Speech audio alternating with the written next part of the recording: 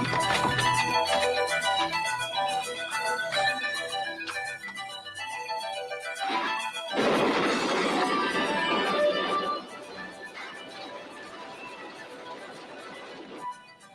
Cusack is a good cop. Having a bad day.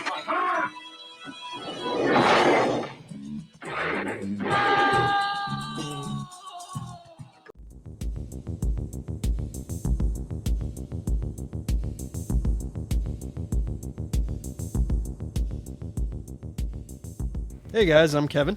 I'm Jake. And this is Movie Matters. Welcome back. Hopefully you guys had a great 4th of July. We took it off, which was a little nice change of pace. We, pretty much do these every week. So hope you guys had a good holiday.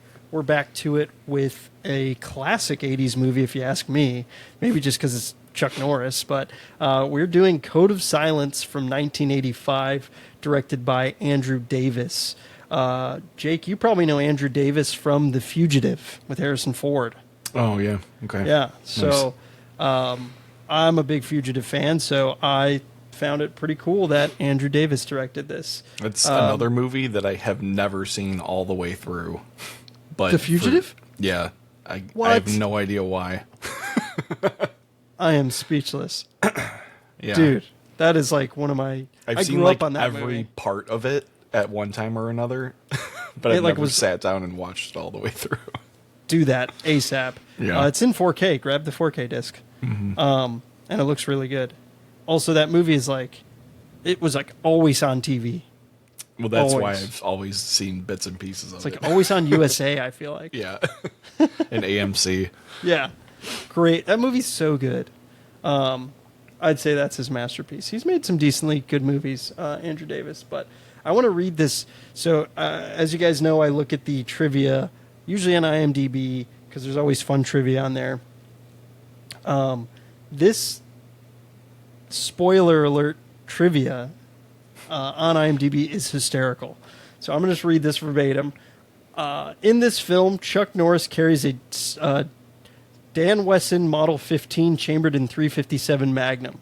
This round was favored by police and private citizens alike. Despite its legendary stopping power, it pales in comparison to a Chuck Norris roundhouse kick.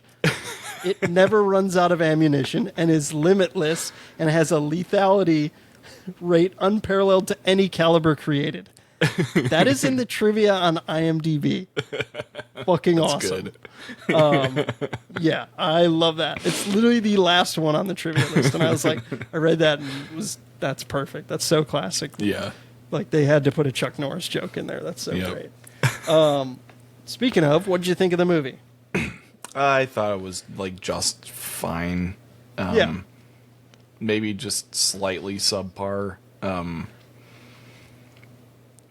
Yeah, I mean, it's like a kind of like action crime movie. I think it's a decent way to start off our action month.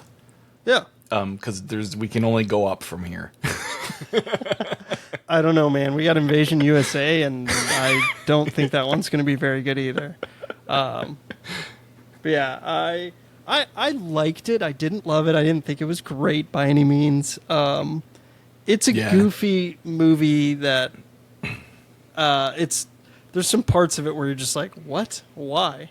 There's just like technical problems with it. And like just a lot of it seems like filler. Yeah. Which is like my biggest gripe with it. And the dialogue really sucks. The dialogue is horrible in this movie. It is so bad.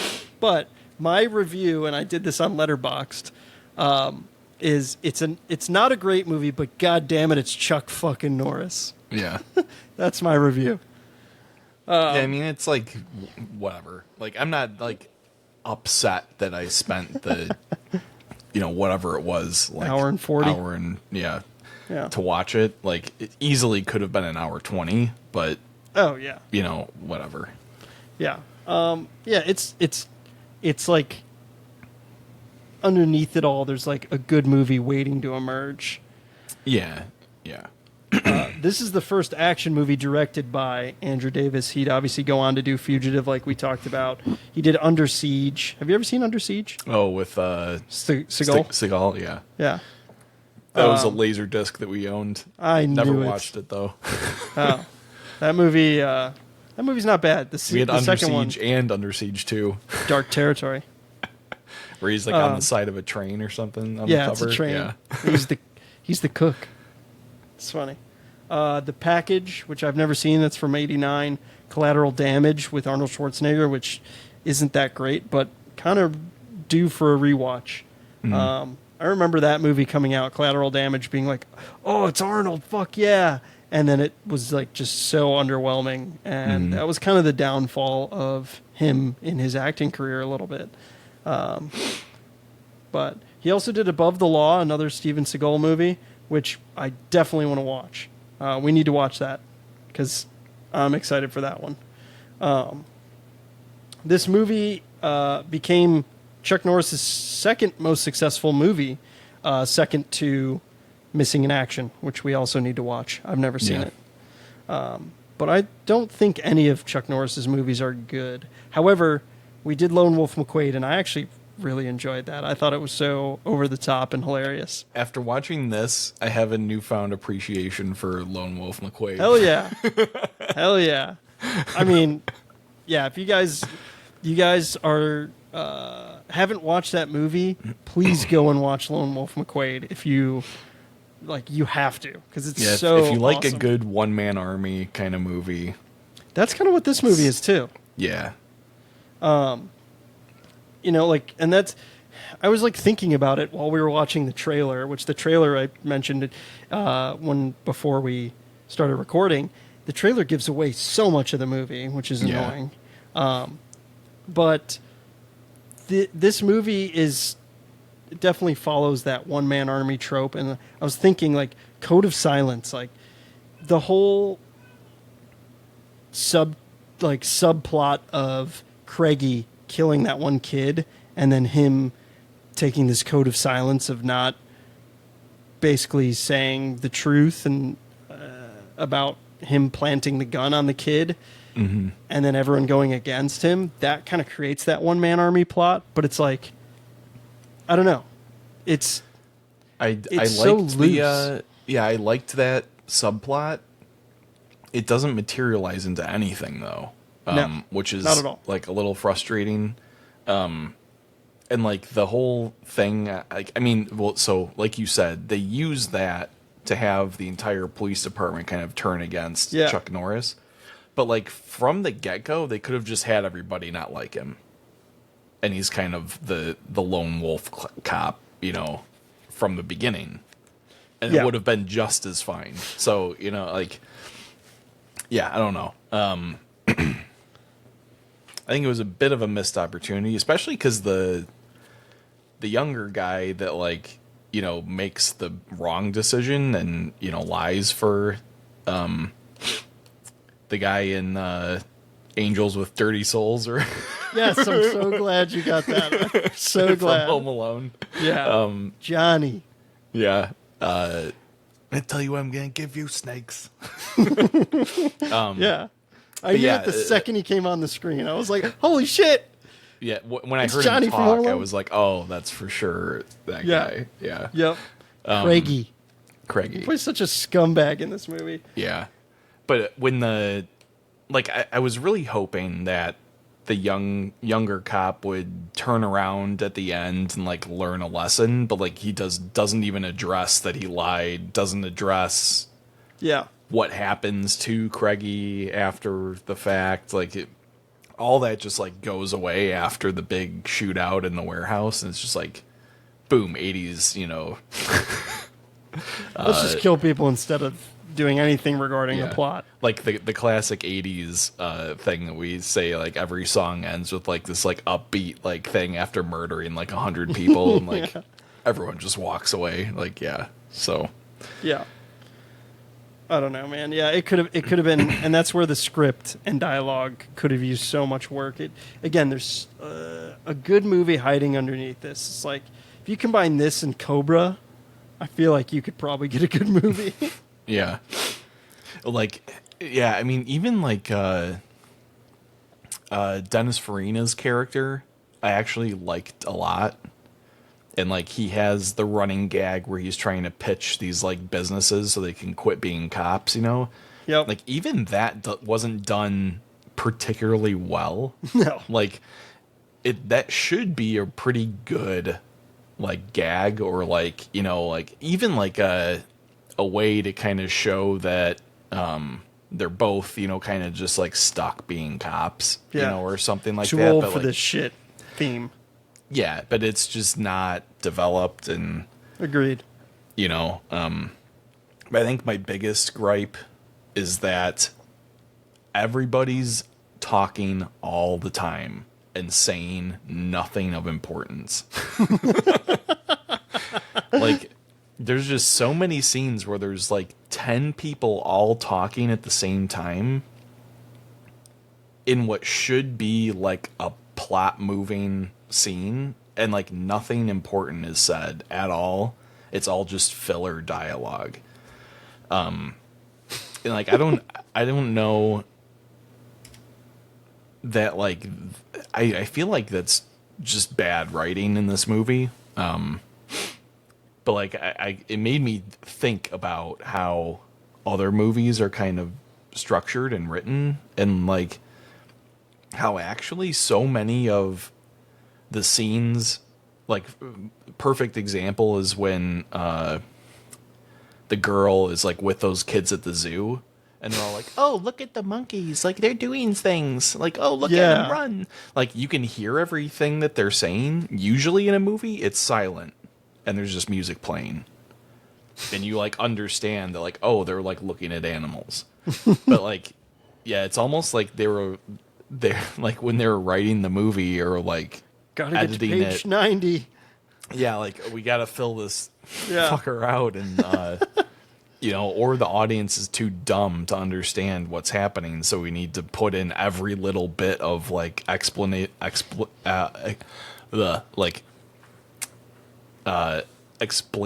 dialogue that we possibly can. You know, Exposition. Like, yeah, it was just like, I don't know, it was a little onerous, I think. Yeah, And I agree. Yeah, that's a good point. Like even the like art museum scene. Yeah, It's like so pointless, where the guys are doing like blow, and he just like looks at him like, "Hey," you know, like shit I'll like that. find you later. Yeah, or something. that made Like, no it's sense whatsoever.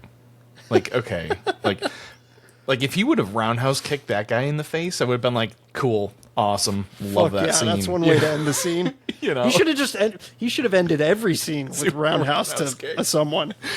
Even the good guys, man. Yeah. Now that'd Dennis be a funny Farina's fucking broken movie. leg, like propped up on the bar, just roundhouse kick him. He's walking out of the Dude, bar. That'd be so good. I had no idea Dennis Farina was in this movie. I love Dennis Farina. Loved, past tense. Unfortunately, he passed away. But I had no idea he was in this movie. And what I learned was he plays Detective Dorado. He was actually working as a real-life Chicago policeman during the production of the movie. So I've talked about it in other reviews or movies with him, specifically, I believe, Midnight Run. Excuse me, but he was actually a police officer. And this movie showcases Chicago very well, if you ask me. Yeah, it actually does. And like all the actors are straight from Chicago. Like the one police like phone operator has that so like such a thick Chicago accent. Like, oh, can this guy get help there? Like, squad car 58. You know, Cusack needs help. Yeah. It's like so Chicago. Yeah, I So did funny. appreciate that they clearly filmed on location for quite a bit of the movie. Even I think parts that like weren't necessary to film on location were, like the opening scene. I'm pretty sure is like actual like Chicago under the L tracks and stuff. Oh, yeah. So like it from a production standpoint, I did actually appreciate this movie quite a bit. It's like, oh shit, Chicago. That's cool. Yeah. So for those who are just kind of tuning into, like, Jake lives in Chicago. I'm from Chicago. That's obviously where we grew up. So seeing the city in a cinematic aspect is really cool. Yeah. Always. I mean, I'm sure everyone does that if, it's filmed in LA, they're like, oh, there's that, or filmed in Philadelphia, oh, there's that, or Atlanta, where all these big Usually, production though, shoot. when they say, like, that it takes place in Chicago, it's on, like, a back lot, I know. and, like, they Same just as New do, York. like, establishing shots of, like, the Sears Tower, so you're like, oh, Yeah. Chicago. Yeah. So this is a very interesting point. The script was originally offered to Clint Eastwood as a fourth Dirty Harry movie, with the working title Dirty Harry 4: Code of Silence. Huh. Okay. But Eastwood turned it down, obviously. In '79, the screenplay had been written and offered to Warner Brothers, the studio that obviously had made the Dirty Harry movies. And then the fourth film ended up being Sudden Impact from '83. So this screenplay had been around for a little bit and finally obviously was made in '85. But pretty interesting that it was a Dirty Harry movie, and like seeing that Dirty Harry, that it was written with Dirty Harry in mind, it kind of like, it makes sense. It's got that mold of Dirty Harry. Yeah, I mean, because it is for sure the lone wolf cop, Yeah. thing. Have you seen all the Dirty Harry movies? Yeah, I'm Yeah, pretty same sure here. I've seen all of them. Same here. I don't remember half of them, but Yeah, I know I've seen that them all. it might be the fourth one that's my favorite. So I think the fourth one's where he says, "Go ahead, make my day." Really? I think it is. I'll It's have either to the third or the fourth, if I'm remembering correctly. Yeah, you're right. Sudden Impact. That's the fourth one. Yeah. But yeah, I mean, those are all pretty good movies too. I feel like this movie would have been better if it was a Dirty Harry movie, but what are you gonna do?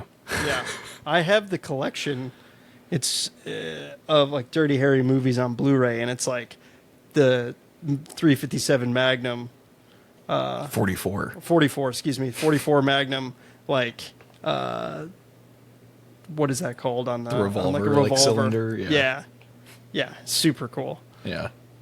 Yeah, I don't know. It could have been interesting as a Dirty Harry movie, but again, the screenplay is just so bad, so I don't know. Yeah. I mean, yeah, I don't know. There's just a few like mechanistic things like we've talked about that just like didn't work for the movie. Yeah. And like had those things been tweaked and improved, I probably would have. And again, like this is one where like I didn't go into it expecting it to be 5-star masterpiece or anything. So there's that, but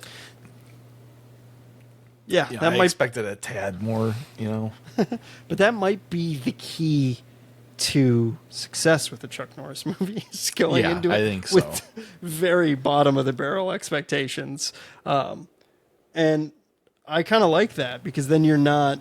I've been going into movies with very high expectations lately because I have just been so which is ironic because I've just been so disappointed by movies. And I wanted to follow up on our last episode. I said I was going to see F1. Yeah. And I saw it, and I've seen it twice actually in IMAX. I loved it that much. I thought it was awesome. I've heard very good things about it, so Yeah. I'm glad that you liked it. Yes, best movie of the year. I'm calling it right now. That's just my opinion. I saw the Jurassic World movie. It was not great. There's some great action sequences in it, but other than that, the movie is just. So, yeah, I don't know. I don't know if I'm going to see Superman though. We'll see. That's on the I list. want it next to be one. good. I really do. It's got great reviews. So, yeah. I don't know if I'm going to get to watch it in a theater, but Yeah. Yeah, we'll see if I go or not. But the soundtrack to this movie is very 80s. so 80s. And I love that. I thought that was great. That was one There's of my nothing favorite like parts. a mix of synthesizer and saxophone Oh, to yeah. get you going. Oh, yeah. It gets the mood going for sure. Yeah, And it's like so whatever like bongos and like other like drum beats are going on. Like Yeah. good. I just love that. That always like that the movie always starts off with the soundtrack, and for 80s movies, it's always my favorite. Like this and To Live and Die in L.A., fantastic soundtracks in terms of scores and everything. Just so good. Yeah, Beverly Hills Cop had a good one too. Yep. Yeah. You know, right off the bat, this is an 80s movie. Yep. Yeah, it really sets its place in like pop culture and sets its like tone and era. And I love that, and this movie does that.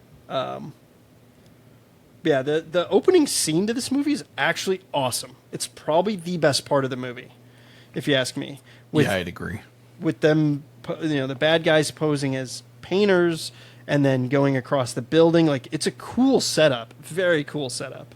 I like that. I was like, oh, this, like, I actually might really like this movie. And then the movie was just like, meh, the rest of the way. Yeah, it never improves from there, but it doesn't ever like drop off too much, you know, like in quality. I don't know. Yeah. It's By just, the end of it, I was like almost falling asleep because I was just like, this is kind of just continuing to go, and like we're not doing anything, you know. I'd almost say this movie was underwhelming. There's a lot of like scenes that had so much potential where you're just like, this could be great, and then it's not. It's just okay. Like, I wouldn't say it's bad. His fight in the bar, had he like really kicked the shit out of everybody in that bar, it would have been like, there we go, like I'm back in. I was hoping that was going to happen, but no, they have him get like, you know, wrapped up by like 20 dudes. And I was like, oh, come on, just let him. Like, just let him be Chuck Norris and, like, mow everybody down, you know? Yeah. Like, and, like, I feel, maybe I missed this, but it's like these bad guys take the daughter of the mafia guy who robs them in the beginning, and it's like the whole goal is to, like, kill the family, and yet they don't kill this one girl, and they use her as bait to lure the main guy out. Is that like what is that? I don't know. It just didn't seem. The stakes kind of die for me. It's like, yeah, in scenarios like that where it's just like their whole goal and motivation is to get revenge and kill these people, and it's like they have the daughter and they could just. I know this is terrible to say, but they could just kill her. Yeah, and, right. Like, I don't know. It just, the stakes kind of die for me when that happens. Well, and like, I think this is a classic example of the stakes are not high for the main character. They're high for the two families that are fighting, but like Chuck Norris is just kind of a bystander trying to do his job. Yeah. But like he doesn't like it. There's no impact to him if these two crime families kill each other. Like, you know, it doesn't matter to him personally. Yeah. And they try and make him like feel for, you know, the young girl, but like, I don't know. It's just not. It's not good enough to me. Yeah. To be like, oh, like I get it. I get why he's like emotionally invested. You know. Yeah, exactly. We need that more emotional investment for sure. In the beginning too, with the Luna, the mafia guy who robs them, he's just like so rude and an asshole to his wife. Oh yeah, like, so bad. It's like, oh hey, it's my birthday. He's like, shut up, go get my fucking bags back. Yeah. Like, Jesus, so bad. Like, oh my God. It's like, that scene was so, like, horrible. Yeah, like, we just watched this guy, like, mow down 8 people. And, like, we know he's bad. You know? Like, and he's just a fucking like dick to his family. Well, that's like the type of dialogue that's, like, throughout this movie, though. That's, like, unnecessary and just there. You know, like, I don't even know why, you know? Yeah. Like, the scene with those two guys that try and rob the cop bar is, like, totally unneeded. Completely unneeded. And do you recognize and I know this is probably going to be a tough one, but do you recognize one of the white guy in that scene with the toothpick? Me and my wife were trying to figure out who that guy is, and neither of us could. He's from Uncle Buck. Okay. His name is Pal, and he does the same toothpick trick where he's flicking the toothpick, and he starts hitting on Tia, Uncle Buck's niece, at the bowling alley. Oh, okay. That's where he's from. That's funny. I was like, oh shit. Like another 80s classic reference. yeah. Like one of my favorite movies of all time. I was going to say, he kind of looks like a lower grade Quentin Tarantino, but knockoff Tarantino.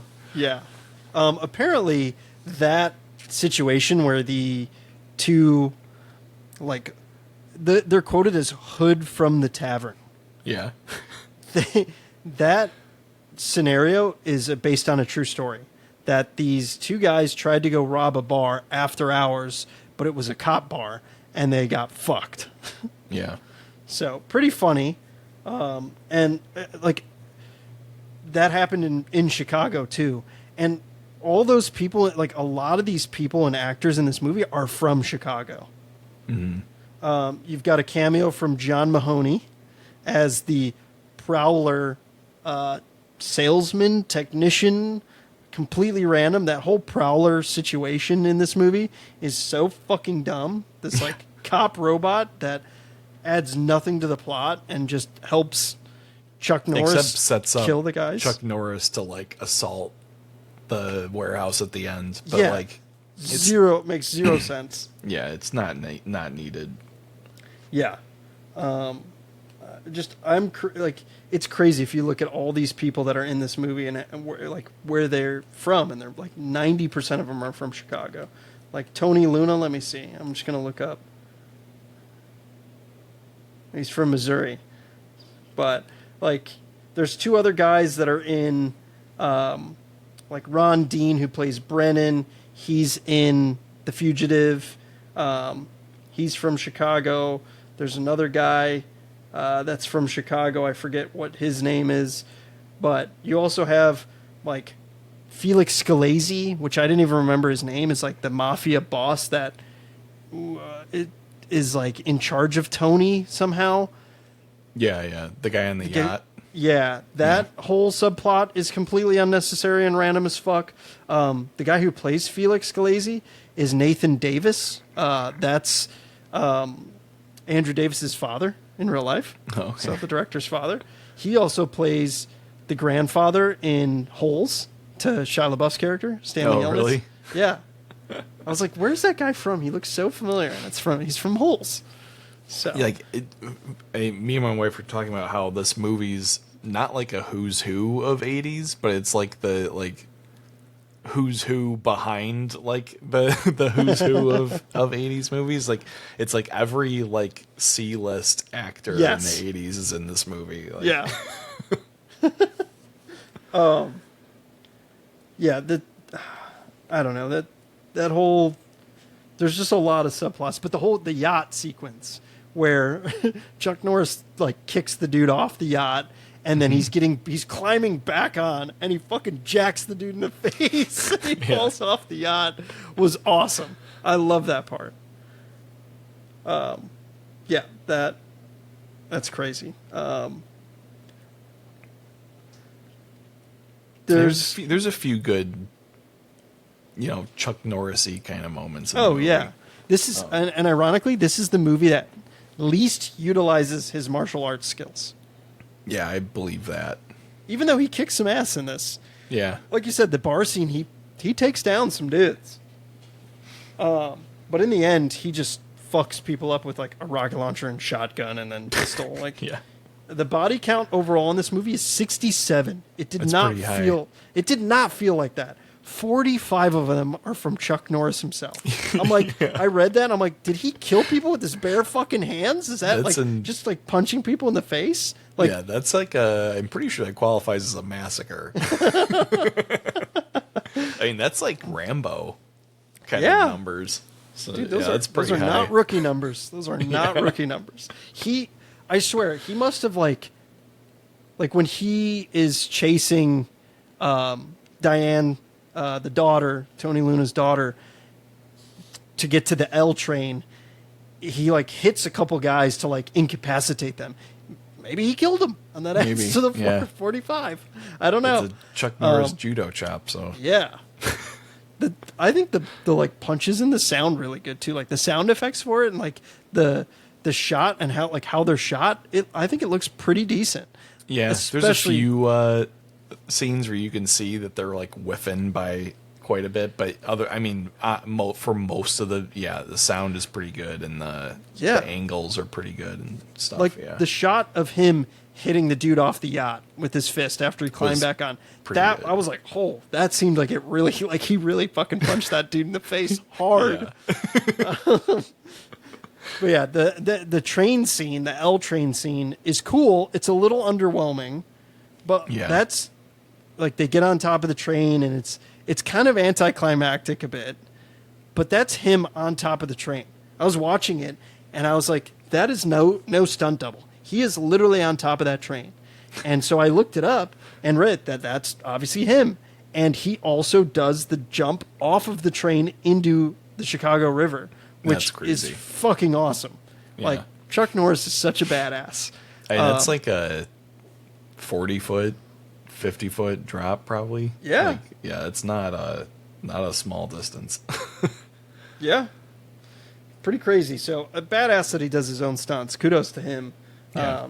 I mean, he's a fucking badass. He's not a bitch. Yeah. Yeah. I mean, I like at the end that all the cops like respect him after he just like massacred all these dudes, and then they're probably scared shitless. Yeah, they're like, oh fuck, 45 guys. Jesus. Yeah, this guy's a fucking murderer. Yeah. Overall, the movie's not terrible. It's okay.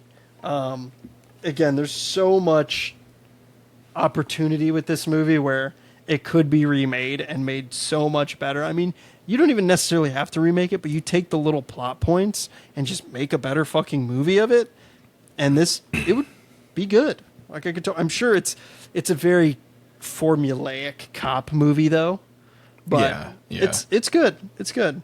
I mean, because like we talked about, the stakes just aren't good in this.